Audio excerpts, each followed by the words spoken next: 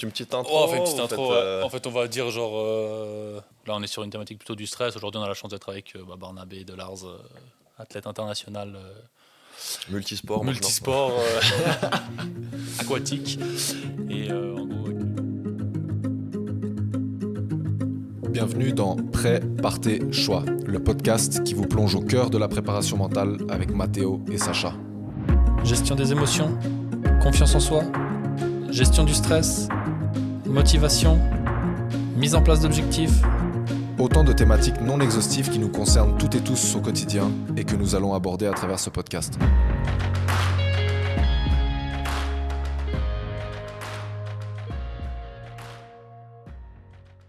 Dans les derniers podcasts, on a parlé les théories plutôt du stress. Aujourd'hui, on va voir d'un point de vue terrain, d'un point de vue athlète, comment toi, tu as pu gérer ça au fil de ton parcours.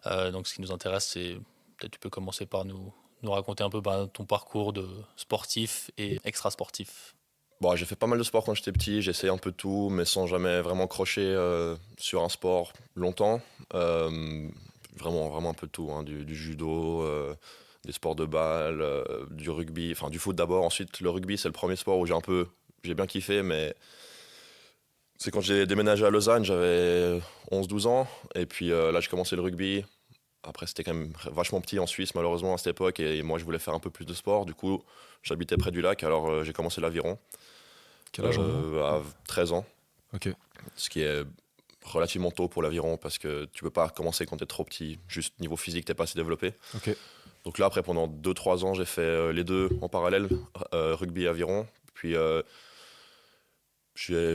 au début, tu commences l'aviron pour essayer, parce que tu vois des bateaux sur le lac. C'est vrai que c'est pas forcément fun de premier abord, mais après, le groupe, l'esprit, l'ambiance, et puis tu gagnes vite des petites médailles régionales qui te font...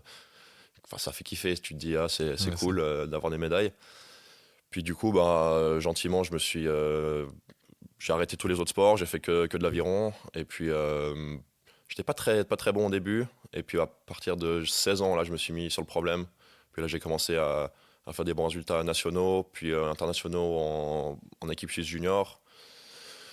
Puis moins de 23, jusqu'à aller au JO 2016, où j'ai fait 7e en 4 de couple. Et puis, j'ai continué pour une autre Olympiade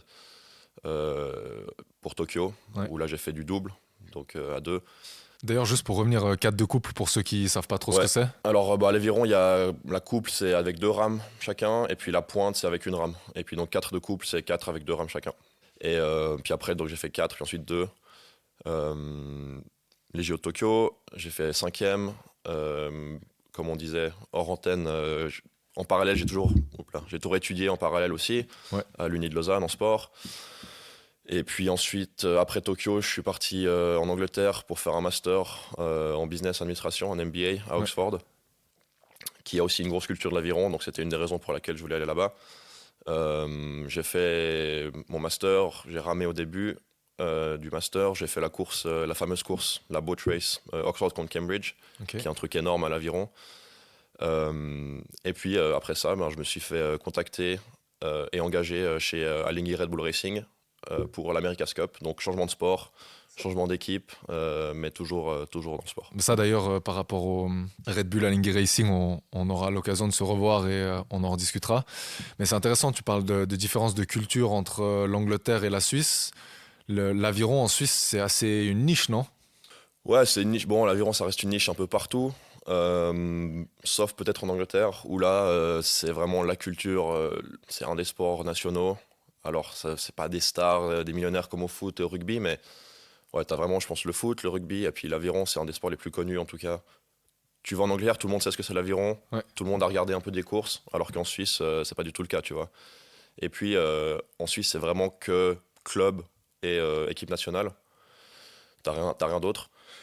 Alors qu'en Angleterre, il y a une énorme culture de l'aviron universitaire, avec des championnats universitaires chaque année. Les universités, les bonnes universités, c'est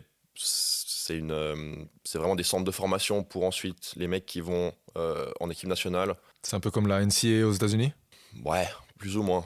Aux États-Unis, il y a beaucoup plus de recrutement international. Alors qu'en Angleterre, c'est tous les rameurs anglais de l'équipe d'Angleterre, ils ont quasiment tous ramé à l'université. Ok. Et c'est ça qui leur a permis de gravir les échelons.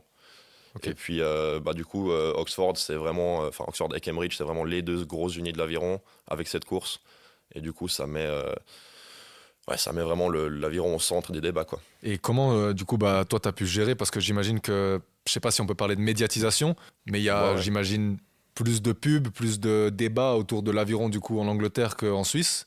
T'as senti quelque chose? Ah ouais, non, dis-toi, j'ai fait 2 finales olympiques. Enfin, non, Tokyo, Rio, j'ai juste pas fait la finale, mais j'étais quand même là pour les finales et tout. Il y avait. Puis j'ai fait quoi? Presque 10 championnats du monde. Le plus de public qu'on a eu, c'est peut-être 6000 personnes sur Ok. place. Et là, la boat race, il y avait 300 000 personnes, 300 000 spectateurs le long de la Tamise, le long de la rivière. Ah, wow. Alors bon, c'est aussi une excuse pour boire des bières entre potes, mais t'as quand même le public qui gueule quand tu passes. Et puis c'est télévisé, il y a je crois 7 millions de téléspectateurs. Énorme. Donc ce qui est pour l'aviron, c'est énorme. Ah ouais. Et ouais, moi je connaissais cette course, je la regardais depuis que j'étais gamin. Et puis c'était un rêve de faire ça, mais tu vois, autant les JO, tu te dis, ok, il y a un chemin tout tracé pour y arriver. Alors c'est pas facile, mais c'est simple, entre guillemets, parce que t'as des boîtes à À cocher. Et puis tu sais que si tu fais ça et ça et ça, tu vas y arriver, normalement. Alors que là-bas, t'as aussi l'aspect académique. Et moi j'ai fait sport. Là-bas, il n'y a pas de sport dans les études. Donc déjà, il fallait que je me trouve un autre sujet. Et puis ensuite, c'est super dur de rentrer. Il n'y a pas du tout, comme je disais, de recrutement comme aux États-Unis. Donc tu dois vraiment faire ton examen d'entrée, faire ton application, enfin ton inscription, écrire des textes, des présentations, des machins. Moi, vu que j'ai fait un MBA, j'ai dû écrire un business plan fictif pour un truc que je voulais éventuellement en faire. Prêter une interview et tout. Donc tu dois vraiment, tu vois, même si tu as le niveau sportif, tu n'as aucune idée si tu vas réussir à rentrer dans l'université. Et donc, une fois que je suis rentré, j'étais là, ouais, c'est incroyable, tu es là, puis tu as toute l'histoire et la culture de l'aviron et tu es au milieu. Puis avant moi, avant tous les gens qui étaient là avec moi, tu as eu des stars du sport qui sont passés par là. Et puis maintenant, tu es dans leurs chaussures. T'es là, et, ouais. Mais ça, d'ailleurs, le fait que tu arrives à Oxford et que tu navigues, que tu cours pour, tu rames. que tu rames ouais. pour eux, c'était un objectif ou c'est un peu un déroulement de choses qui s'est fait? Et parce que justement, tu dis qu'il y a cette forme d'importance pour toi qui regardais déjà ça en étant plus jeune et tout. Et à quel point c'était un objectif ou pas pour toi? Est-ce que par rapport au JO? Ouais. Ouais, non, c'était pas un objectif, comme je dis, concret, contrairement au JO. C'était plus un rêve. Je me disais, quand je regardais cette course et puis les reportages qu'il y avait autour, etc., tu te dis, ça serait ouf si un jour je pouvais faire ça. Mais tu sais pas si tu vas y arriver, tu sais pas si tu peux y arriver, tu sais pas si ça va fitter dans ton timing, dans ton plan de vie. Et puis non, c'est que vraiment à la fin du bachelor ici où je me suis dit, peut-être j'aimerais bien étudier à l'étranger. Après, je me suis dit quand même, mon choix de base c'était Oxford et Cambridge à cause de l'aviron, mais j'étais pas non plus sûr de vouloir continuer l'aviron après. Puis donc j'ai essayé de m'inscrire, j'ai regardé la liste des cours, je me suis dit qu'est-ce qui peut être intéressant, dans lesquels cours j'ai une chance de rentrer. Et puis c'est comme ça que j'y suis arrivé. Et après, par contre, une fois que j'étais pris dans l'université, c'était clair que je voulais faire de l'aviron pour eux aussi. Tu nous as parlé de ton parcours Jeux Olympiques, Championnat du Monde, médaille mondiale aussi. Et puis là, de cet aboutissement à Cambridge dans la boat race. Oxford, ouais. Excuse. Oxford. Est-ce que tu avais une sorte d'appréhension plus grande vu qu'il y avait plus de monde qui venait voir la course? Comment tu te sentais par rapport à ça? Non, alors pas par rapport au public, mais par contre, la grosse différence, c'est que c'est une saison super courte. En fait, tu arrives, l'Uni, elle commence fin septembre. Quand tu montres ton intérêt pour l'équipe d'aviron, ils te demandent de venir un peu avant le début des cours. Donc moi, je suis arrivé mi-septembre. Et puis, la course, elle est le premier week. Enfin, moi, elle était le premier week-end d'avril. Donc ça fait 7 mois, en gros, une saison de 7 mois. Et t'as qu'une chance. C'est-à-dire que t'as qu'une chance déjà d'être sélectionné dans l'équipe. Bon, dans ma position, j'avais pas trop de doute là-dessus, mais quand même, il y a quand même du gros. Mon année, il y avait un énorme niveau. Donc t'es pas sûr d'être sélectionné si tu t'entraînes avec eux toute l'année? Ah bah non, tu commences avec 40 mecs, Ouais. et puis tu finis avec 8 rameurs. Parce que le bateau, c'est que le 8 là-bas. Okay. Et tu finis avec 8 rameurs et un barreur, donc 9 personnes sur le bateau. Le barreur, c'est un petit qui doit faire 55 kilos, donc c'est pas pour moi. Mais donc tu as 8 places. C'est le chef d'orchestre. Voilà. C'est Ouais. celui qui dirige et qui donne les commandes, etc. Ok. Qui a d'ailleurs beaucoup plus d'importance dans cette course que dans les courses standards olympiques, où là, tu es tout droit, en ligne, t'as tes couloirs d'eau, tes lignes d'eau, puis tu dois aller tout droit. Alors que la course, là, c'est sur 6,8 km sur la Tamise, il y a du courant, il y a des virages, c'est 1 contre 1, donc il y a un aspect tactique qui est beaucoup plus important. Donc le barreur, lui, il a beaucoup plus son importance là-bas. Mais bref, tout ça pour dire que, ouais, donc déjà, tu n'as que 8 places, donc tu dois te sélectionner au sein de ton équipe. Tu pars de 40 mecs, tu finis à 8. Et puis, mais surtout, tu n'as qu'une course. Et tu as gagné ou tu as perdu. Tu n'as pas genre, tu es deuxième, tu as une médaille de bronze, d'argent. Ouais, donc c'est vraiment, il y a pas de. Bah, c'est un peu comme l'America's Cup, on peut en reparler après, mais la phrase de l'America's Cup, c'est There's no second, il n'y a pas de deuxième. Et bah là, c'est la même chose. Genre, tout le monde s'en tape si tu fais deuxième. C'est soit tu gagnes, soit tu perds. Et donc, tu arrives, ok, tu fais ta saison, tu fais tes sélections, tu sens la course approcher de plus en plus, il y a un peu plus de médias, d'intérêt médiatique. Là, en plus, on était 2 Suisses sur le bateau, ce qui était une première. D'ailleurs, on est les premiers Suisses à avoir gagné la course. Du coup, il y a aussi un intérêt du journalisme suisse. Il y a l'RTS qui est venu, la SRF, etc. Et puis, après, tu arrives les quelques semaines avant la course, tu es là, waouh, faut pas se merder, quoi. Faut pas se louper. Et puis, après, tu arrives la semaine de course, tu es sur place à Londres. Puis tu vois tout ce qui se passe, c'est quand même assez grand. Puis après, tu arrives au départ de la course. Tu n'as jamais ramé contre les autres, contre l'autre équipe. Tu sais pas leur niveau. Et puis tu te dis, ben voilà, c'est maintenant, c'est jamais. Et puis dans mon cas, moi, c'était pas que je faisais un bachelor, que j'avais 4 ans là-bas. J'étais là 1 année et puis c'est tout, quoi. Ok. Puis après, tu vas pas refaire un cours juste pour faire la course. Enfin, tu peux si vraiment, mais Ouais, c'était vraiment. c'est pas l'idée, quoi. Donc c'est vraiment one shot. Et donc c'est ça la grosse différence avec une campagne olympique, on va dire, ou même des JO, où même au JO, tu vois, t'arrives au JO, t'as ramé contre tous les équipages, tu sais plus ou moins leur niveau. T'arrives au JO, t'as les éliminatoires, quart de finale, demi-finale, finale. Donc t'as quand même des steps. Alors que là, c'est One shot. one shot contre une équipe contre laquelle t'as jamais ramé. Et puis, advienne que pourra. C'était plus cet inconnu un peu qui rajoutait du coup Ouais, une sorte d'appréhension. c'est clairement ça. Ouais. C'est cet inconnu et c'est que sur le jour J, tu dois avoir une confiance absolue en toi et surtout en ton équipage. Mhm. Du coup, les JO 2016-2020, c'est arrivé avant. Le NBA, tu l'as fait en 2022. Ouais, 21-22, ouais. Ouais, 21-22. Du coup, comment tu as géré justement cette pression qui était différente, le fait d'avoir jamais couru? Ça a été particulier pour toi? Ouais, clairement, c'était une expérience complètement différente de ce que j'avais l'habitude. Après, tu sais quand même, c'est le même sport, tu sais si tu vas bien ou pas, mais encore une fois, moi je t'ai dit, je faisais du 4 de couple et 2 de couple. Ouais. Donc toute ma vie, j'ai ramé avec 2 rames. Et là, t'arrives, je fais du 8. Le 8, c'est que ça existe qu'à une rame, donc je change de discipline. Mhm. Donc je n'étais pas aussi à l'aise qu'à 2 rames. Ça prend quand même quelques mois, même plus, jusqu'à quelques années pour vraiment avoir le même niveau. Le 8, j'en ai jamais vraiment fait de haut niveau, donc j'ai pas vraiment non plus une référence. Est-ce qu'on va vite, est-ce qu'on va pas vite. Après, voilà, on a eu la chance d'avoir une super équipe. Pour vous dire une ordre d'idée, dans mon bateau, sur les 8, il y en avait 5 qui étaient en finale olympique à Tokyo, dont 2 qui ont gagné une médaille. Et ensuite, l'année qui a suivi la course, moi j'ai changé de sport. Il y en a un qui a arrêté parce que, il a fini sa carrière, mais il avait déjà gagné une médaille olympique. Et sur les 6 autres qui restaient, il y en a 5 qui ont fait une médaille au championnat du monde l'année suivante. Donc c'était un niveau de ouf pour un truc universitaire. Donc ça donne la confiance, mais ça donne aussi l'aspect que tu as 8 gros égos sur un bateau. Tout le monde a fait des résultats, tout le monde sait comment être très bon, et tout le monde a une idée un petit peu différente quand même comment de le faire. Et donc ça, faut gérer. Mais on a mis pas mal d'efforts dans ça. Le coach nous a un peu aussi dirigé là-dedans. On a fait pas mal on a beaucoup discuté, des discussions un peu cadrées, mais aussi qui venaient de notre... on a pris les choses en main, en fait. Les athlètes? Ouais. Ok. Disons que le coach nous a un peu suggéré des choses à faire, mais au bout d'un moment, genre les 2 derniers mois avant la course, quand on savait plus ou moins qu'on était sûr d'être l'équipage sélectionné, genre une fois par semaine, on se réunissait dans l'appart d'un pote. Ça changeait un peu, mais c'était souvent dans un appart.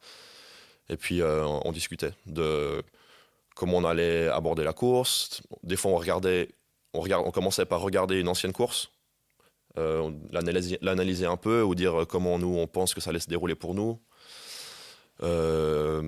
Discuter un peu des scénarios possibles lors de nos courses. Et puis aussi discuter, comment chacun réagit au stress, justement, comment chacun aborde une compétition. Est-ce que c'est normal si le mec il vomit le matin parce qu'il est trop stressé? Ouais. Est-ce que c'est genre juste normal, il fait ça avant toutes ses courses ou pas? Mais si t'en as jamais discuté, tu sais pas quoi. Et tu imagines, t'en as jamais discuté, tu vois un mec, il vomit à côté de toi le matin parce qu'il est trop stressé, toi t'es là, oh, il perd ses moyens ou quoi. Ça, c'est intéressant. Ou bien est-ce que tu préfères être dans ta bulle? Est-ce que tu préfères discuter? Est-ce que tu écoutes de la musique? Tu vois, genre tous ces petits détails au final. Donc vous vous connaissiez au final. Voilà. Enfin, tout le monde connaissait un peu la manière dont Exact. l'autre fonctionnait le jour d'une compétition. Ouais. Et encore une fois, vu que c'est une saison super courte et il n'y a pas vraiment de vraies courses avant la course, t'as pas le temps d'apprendre et de voir comment tes coéquipiers réagissent. Donc Ouais. c'était super important pour nous d'avoir ces discussions. Tu vois, on était 8 gars, on avait 8 masters différents, tous un emploi du temps super chargé, mais on prenait le temps, on créait le temps chaque semaine pendant 2 mois de se réunir pendant une soirée et de discuter principalement de la course et ce qu'il y avait autour. Du coup, excuse-moi, Vas-y. c'était les 2 mois avant la course, du coup. Ouais. Mais ça, c'est énorme parce qu'au final, c'est une forme de préparation mentale. Bah, ouais, Complètement, ouais. clairement, C'est ça. Ouais. On est clairement sur de la préparation mentale et du team building. Quoi. Ouais. Ouais. Mais je pense ça avait vraiment du poids parce que c'est venu de nous en fait. Ouais. Et puis il y avait personne pour nous encadrer. C'était les 9 du bateau, donc les 8 rameurs plus le barreur. Et voilà, on s'organisait entre nous. Il y avait personne pour nous. Il n'y avait pas de médiateur, il n'y avait pas de coach, il n'y avait rien. Et ça a amené beaucoup de poids à l'expérience en fait, à la démarche. Ouais. Et puis ça nous a rapprochés aussi en tant qu'équipe. Ça nous a vraiment soudés. Et puis après, tu arrives le jour de la course, tu te rappelles de tout ce que tu as fait, tu te rappelles de tout ce que tu as discuté. Tous les mecs, c'est quand même tes potes. Et puis tu dis, en fait, j'ai full confiance. Et puis c'est parti, quoi. Est-ce que cette confiance et cette cohésion que vous aviez, elle permet d'atténuer un peu le stress que toi, tu as ressenti personnellement avant cette compétition? On sait que si on est confiant dans ses capacités, on est en bonne forme physique, ça va aussi diminuer le stress. Toi, tu as pu ressentir un peu ça dans... Ouais, il y a clairement l'aspect, tu sais que tu es préparé physiquement et techniquement. Mais oui, clairement, ce travail qu'on a fait ensemble, ça nous a clairement rassurés. Et puis tu arrives au départ, tu regardes à côté de toi, l'autre bateau, et tu es là, en fait, chaque mec dans mon bateau, il est meilleur. Enfin, en tout cas, je suis convaincu. Après, est-ce que c'est vrai ou pas, on sait jamais. Mais moi, je suis convaincu qu'il est meilleur que le mec en face. Donc, il n'y a aucune raison qu'il nous batte. Ouais. Après, cette course, il y a aussi un aspect d'inconnu dans cette course, encore plus que dans les courses en ligne, comme on appelle, dans les courses championnat du monde, JO. Parce que, comme je disais, il y a du courant, il y a du vent, il y a des virages. Des fois, les bateaux, ils se touchent, tu tapes les rames, donc il y a une rame qui peut casser. Et tout ça, tu peux être le plus fort, mais tu te chopes une mauvaise vague et puis tu coules. Ou bien tu prends la mauvaise ligne, ton barreur, il prend la mauvaise ligne et puis toi, tu peux rien. Ou bien tu vas clasher les rames avec l'autre équipe, tu casses une rame et puis c'est fichu, quoi. Et ça, c'est inconnu de l'environnement qui est l'eau, du coup. Ouais. C'est quelque chose que tu connaissais déjà d'une certaine manière. Pas du tout comme ça. Les courses en ligne, c'est plus ou moins équitable pour tout le monde. Il n'y a pas de virage, il n'y a pas de courant. Donc, si tu fais pas c'est en ton contrôle. Ouais. Si tu fais une erreur, c'est ta faute, en gros. Ok. Dans 99% des cas. Ok. Alors que là, sur les courses, la course en question, la boat race, elle se passe depuis le début du 19e siècle. Donc ça fait presque 200 ans qu'elle a lieu. Mhm. Tu regardes, toutes les quelques années, tu as un accident non contrôlable. Ouais. Genre, il y a une année, c'était quoi, en 2000, ouais, c'était il y a genre 10 ans, il y a un mec, il a sauté à l'eau pour protester contre l'élitisme. Parce que c'est vrai que cette course, elle représente un peu l'élitisme, parce que c'est parmi les 2 meilleures universités du monde. Traditionnellement, l'aviron en Angleterre, c'est un peu un truc d'une classe sociale élevée, etc. Donc, bref.